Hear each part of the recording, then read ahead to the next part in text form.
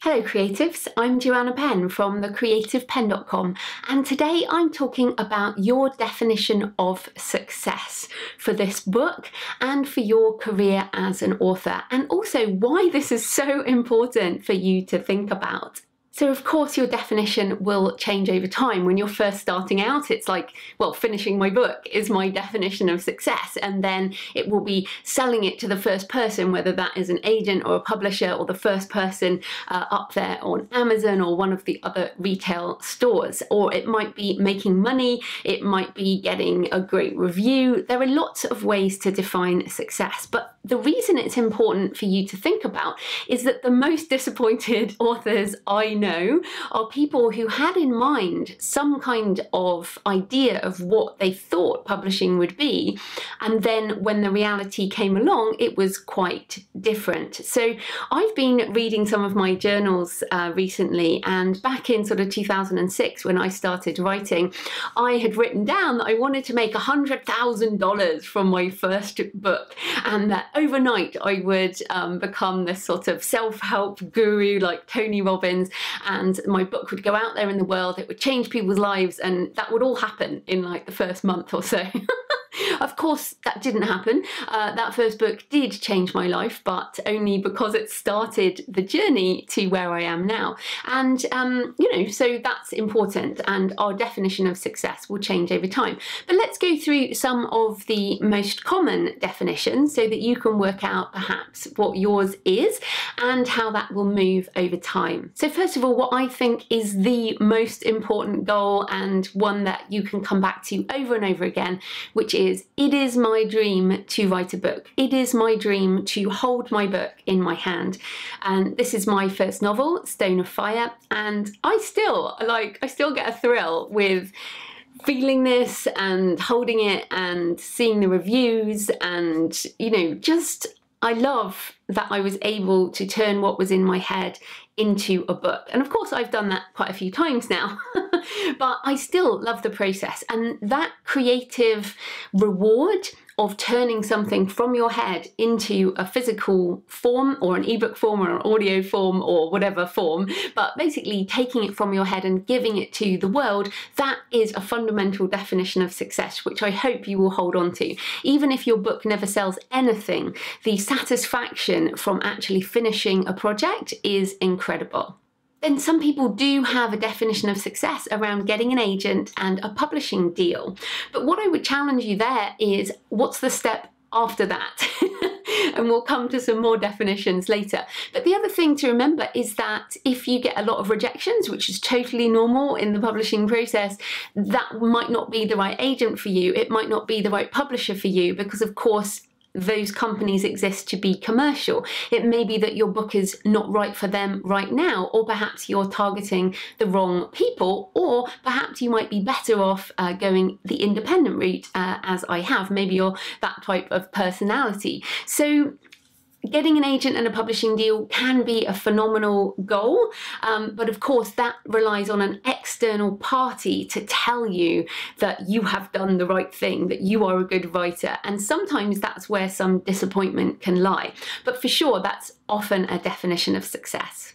Another goal is to see your physical book on a physical bookstore, maybe one near you, or something that your friends and your family can see, so that you can get a pat on the back.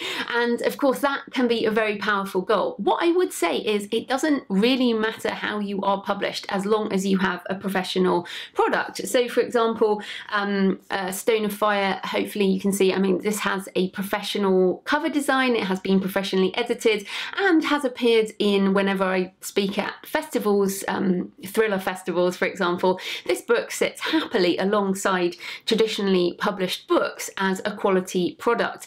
And essentially booksellers will order your book if it is available in their catalogues and they've heard about you. So if your book is through Ingram Spark, then you are far more likely to get ordered into bookstores as an indie. Also, the number one thing to do if you are independent and you want to get into bookstores is shop at the bookstores and form relationships with booksellers. There are lots of independent booksellers out there who are desperate to get customers into the store. So if you can work with them, maybe do a book launch, you can do, you know, events there and use discounting, because you have to do that with physical stores, to enable that bookseller to make money from your book, then they're going to be very happy to work with you. So that would be my tip for getting into bookstores, is really developing relationships and having your book available through Ingram Spark, which will get you into the distribution catalogues. So I do a lot of speaking, and there are some authors, when I say, so what is your definition of success?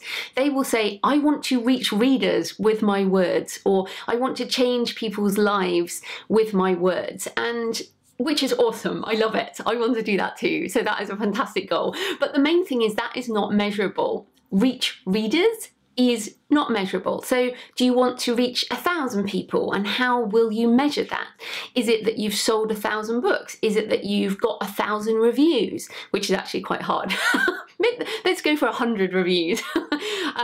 You know, have you made a certain amount of money? So this is the thing, reaching readers is not very defined. So I would challenge you there to come up with a number. So let's say you want to sell 1,000 copies of your book. Then you know when you've hit that goal, and you can celebrate and you can be like, yay!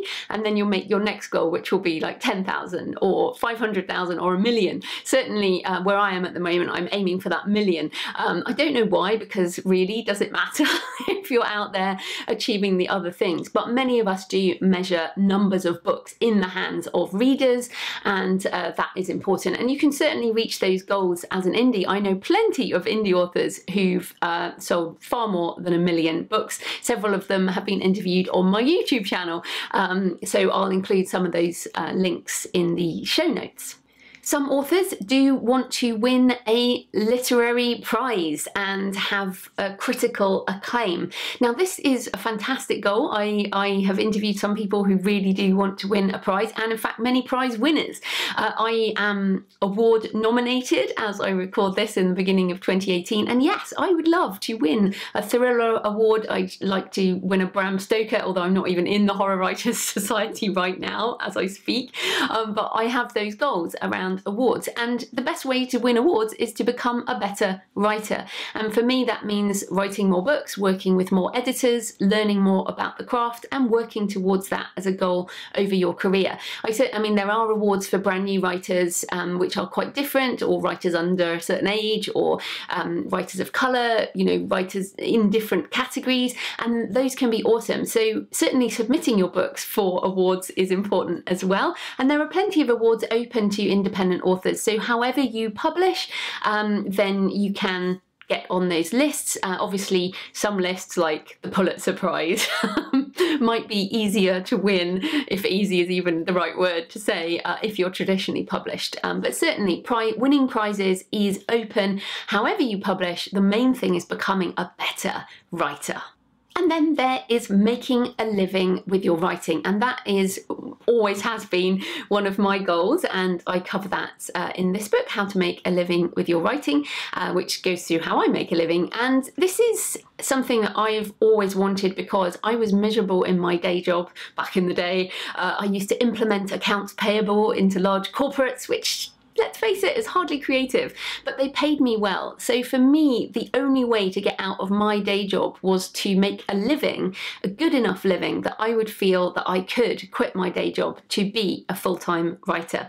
And many authors don't make a full-time living with their writing, which is, again, completely fine. It depends on your definition of success. But that was certainly my definition. And of course, this is nebulous as well, because for some people, let's say you're 25 and you're living on your own in a one-room flat, or you're living in a house share, and your living costs are really low. Compare that to you know, someone who has 3 children in high school and a mortgage. Those people need different amounts of money. Of course, again, if you're living in a 1-bedroom apartment in New York versus a 3-bedroom house in like Ohio, then you need different amounts of money as well. So what you have to do is weigh up what is a living to you? How much money is that? For me, it was always six figures. I always wanted to make six figures, and I do. I make multi six figures, and that was always important to me. It took me a good long time to get to. I started writing in 2006 and hit six figures around 2014. So it's not something you're like, oh, hey, here's my first book. Like, here's my first novel, and now I've made six figures. I mean, some people do hit that literary lottery and get a six-figure advance, and that's awesome. But for me, the sustainable living was all about working that out over time. So finally, circling back to the creative side, one of the important goals for me now, and I actually have on my wall over here, is create a body of work that I'm proud of in my lifetime, because I love writing books. As I record this, I have 27 books out and many more to come. It's what I want to do with the rest of my life. And I love this, I really do. But for me, it's coming back every time to, does this piece of work fit into my body of work over my lifetime? Am I proud of it? Have I done the best I can do? Have I used professional editors, professional cover design? Have I put this in the right place on the stores? Have I given it the best chance it can out in the world? So that creating a body of work is a more long-term goal that you can keep coming back to. And if a book doesn't work, if it doesn't sell, then yeah, be disappointed and move on and write another book, because it's our body of work that matters over our lifetimes, because our lives are short. And we get to choose what we create. So choose well and create well and love it, and define your definition of success, write it down, and then revisit that for this book, for your career as an author, and seriously, it will help a lot. So if you need any more tips on definition of success and the various aspects, check out the Successful Author Mindset, which has a lot of information on that type of thing. And of course, I will be back next week with more business of writing tips. So happy writing, and I'll see you next time.